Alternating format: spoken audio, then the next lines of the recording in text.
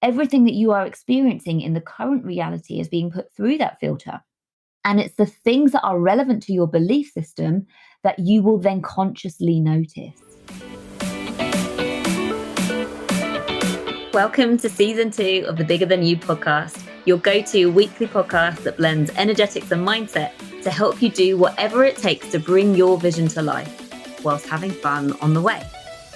I'm Jenna Holloway, your host and multi-award-winning intuitive hypnotherapist and mindset coach. My purpose is to help mission-led business owners and visionaries who want to inspire change by leading the way in a space that otherwise may feel unnerving and too difficult. This is Bigger Than You.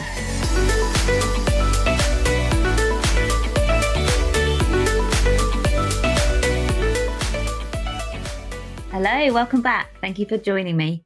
Today, we are going to talk about a very interesting topic, which I know is something that you will want me to talk about because everybody gets it. And it's a really, really common problem in the industry. And today, I'm going to talk to you about imposter syndrome, because imposter syndrome is something that doesn't go away completely, but certainly there are steps to take that you can do to minimize this feeling of being an imposter. These thoughts that can go round in your mind that are really unsettling, you don't want to have these thoughts, obviously. They're causing your body, your system stress. The worst case scenario type thoughts that go around in your mind, if you let them, are really not very nice and can cause you to waste so much energy, which obviously you'd like to preserve and spend on more positive thoughts and experiences and allow you to be present and enjoy your life and all the things. However, we need to understand it in order to get to grips with it. So let's get to it. Why do we suffer imposter syndrome? Well, the reason that we suffer imposter syndrome is because your brain doesn't care about you being confident or successful. It really doesn't care one bit. And so what it will do is to pull out all the stops to try and keep you safe. And it considers safe as not running a business. That is very risky and involves you putting yourself out there. And your brain doesn't want you to do that. Your brain just wants you to just stay safe, play it small, not attract any attention, because your brain is wired for survival and it hasn't evolved since the caveman days. And so everything that your brain does makes sense when you put it through the lens of, got a caveman brain. That's just it. That's the way it is. And so when you also understand that your brain cannot tell the difference between real and imagination, and you also understand that your brain is primed for negativity because it has to be ready to keep you alive and to protect you if the worst case scenario were to happen, then it makes sense as to why your brain does all the overthinking and all the catastrophizing that it does, because it needs to be prepared. But this isn't great. Because of the mind-body connection, all the thoughts that we have generate chemical reactions in our bodies. And so when we are thinking good thoughts and feeling good and dreaming about possibilities and future goals and things, we feel good because our brain is releasing the feel-good chemicals that you would be feeling if you were actually experiencing those joyful moments. But the reverse is also true. When you are thinking worst case scenario thoughts, your brain can't tell the difference. So it's sending out the stress hormones that you would need if you were to be in that scenario. And so this is why people can hold themselves back from doing the needle moving things in the business, because imposter syndrome will flare up at the most inconvenient moments. And it's literally just your brain trying to keep you safe. And so what we need to do with any behavior that you notice yourself doing is to get curious and ask yourself, what's going on here? So if you notice yourself procrastinating, just check in. Check in with what belief is playing underneath the surface that's getting you to procrastinate. And very, very often, it's a belief that you're not good enough. And this is such a common belief. Because when you realize and when you understand that your brain is being programmed or is programming itself throughout your childhood, and you can form beliefs based on the most mundane experiences, you can form beliefs about yourself, such as, I'm not good enough, that then literally shape how you live your entire life. So, whenever you have an experience as a child, you form a belief and it doesn't necessarily make any sense. The work that I do with clients is we get to pinpoint these specific moments during childhood where you formed a belief. And we do it using the subconscious mind because the subconscious mind stores everything, right? Literally everything you have ever experienced is stored there. And those memories, every memory that we make is encoded with an emotion.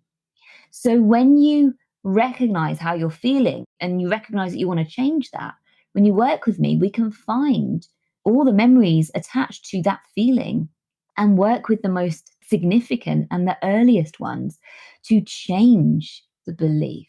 Okay. Because when you first formed that belief, it then stayed with you and actually got strengthened because of affirming experiences that you've had throughout your life, so that you have this belief buried in the subconscious mind now that is making you feel not good enough and therefore influencing your actions. But not only that, your subconscious mind, so the beliefs that you have in your subconscious mind, are looking for evidence. Like your subconscious mind is looking for evidence of your inner world.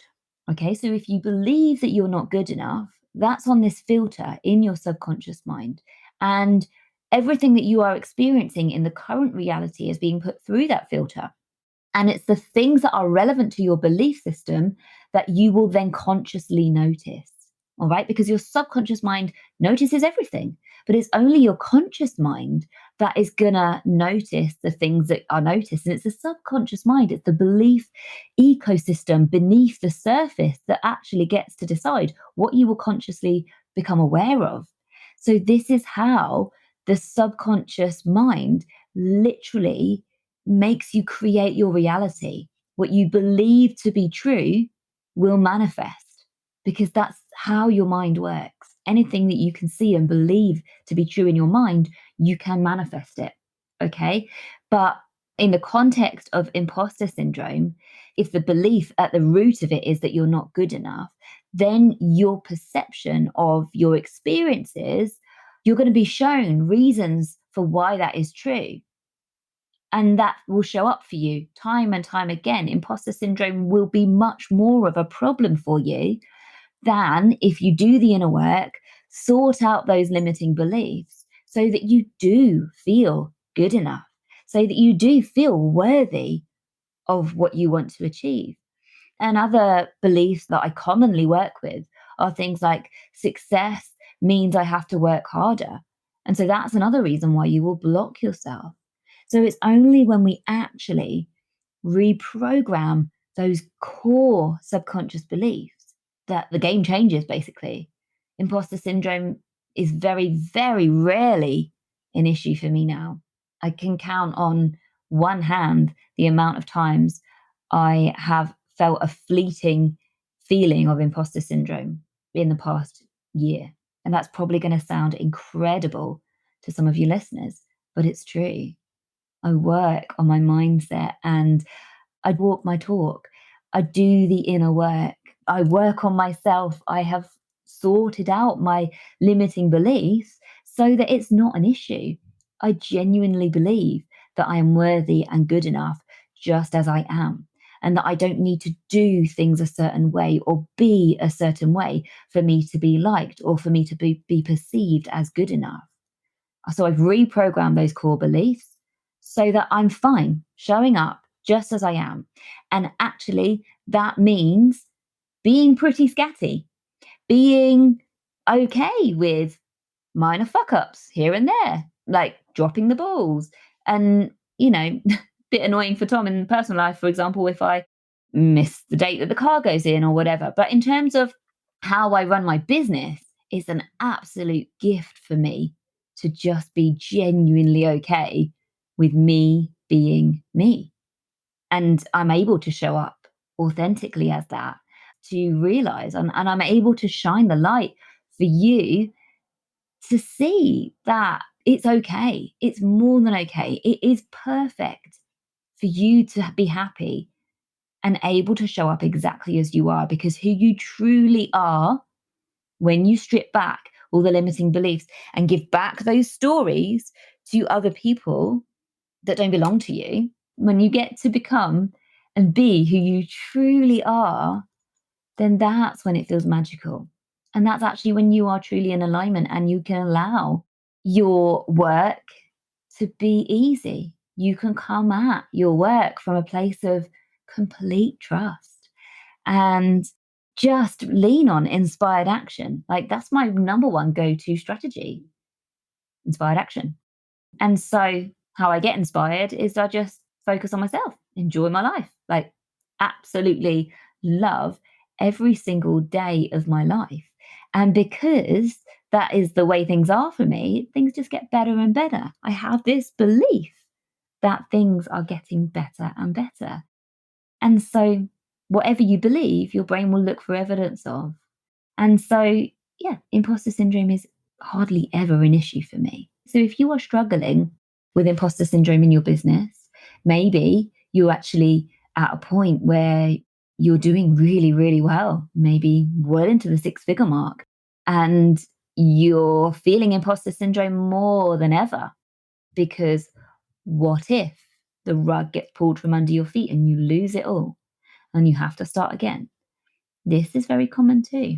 Okay. But it doesn't have to be that way. It's a case of doing the inner work.